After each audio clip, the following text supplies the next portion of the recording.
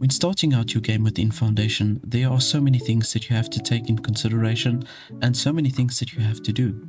So within this video, I'm going to give you 5 strategies that will help you succeed within your game. Now the first strategy that I've got is to make your towns compact. There are multiple benefits as to why you should keep your town compact, and the first one is that your villagers will live very close to their working environment. So by living closer, they will obviously take a shorter time to travel between the two locations, and they will work so much more effectively.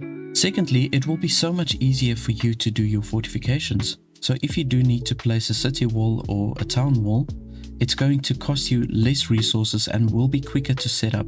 Then all of the houses that's within that radius will get the fortification benefit. Additionally, if you do place your watchtowers, the watchtower will be able to cover more houses. Now you do need these fortifications in order for you to upgrade the density of your houses, and I will attach on the screen on how you can increase the density of your houses. And lastly, it's so much easier for you to manage your town as a whole, because everything being compressed into one space, you will be able to see exactly what's going on, and it's not going to be such of a mission to scroll up and down the screen all the time. The second strategy is to open up your trade routes as quickly as possible. So as soon as you start playing your game within Foundation, you start spending money and it escalates really quickly. And the only way you can generate money at the beginning is by having trade routes and selling some of your commodities. You can get tax collectors and you can get tax from your villagers, but they are only serfs and they earn very little money at the start. So you are going to depend solely on your trades to generate your first revenue. Now the easiest way to open up the trades is to open up the trade route to Northbury, which will only cost you 20 planks.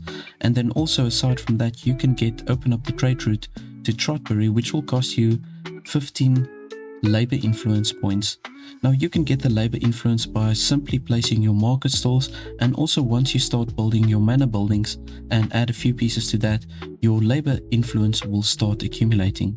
The third strategy is to expand slowly.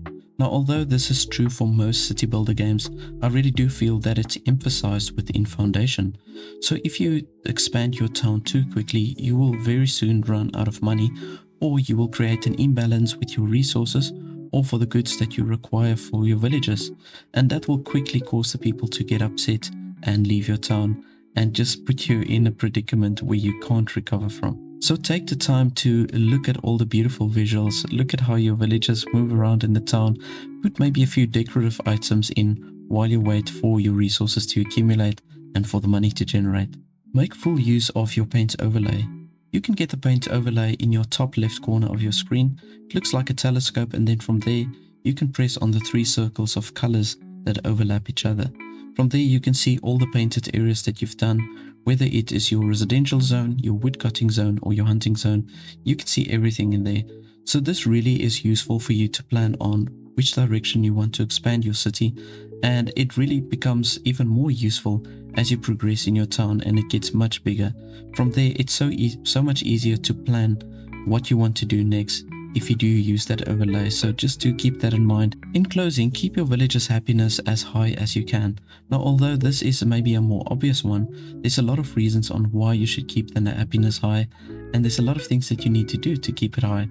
So especially if you go up to the commoner level or the citizen level, they require a lot more things. So you've got to keep an eye on that the whole time to make sure that you keep the happiness high. Look at what upsets them and what they need. So when you do keep the happiness high, it's a good thing for you to get more taxes from the people without them getting really upset. So you can accumulate more money in that way, and then also it really keeps the immigration levels high. So there are 2 factors actually that keeps the immigration levels high, but the one is happiness and the other one is the amount of work that you've got available. If your happiness drops too low, the people will simply leave your town. So that is in the worst case scenario. Now this video is intended for the beginners within Foundation, but hopefully some of the more experienced players also benefited from this video. And if you did like it, please do remember to subscribe, as well as press the bell notification button, then you can stay updated on everything I do. Thank you so much for watching, and then I'll see you in the next one.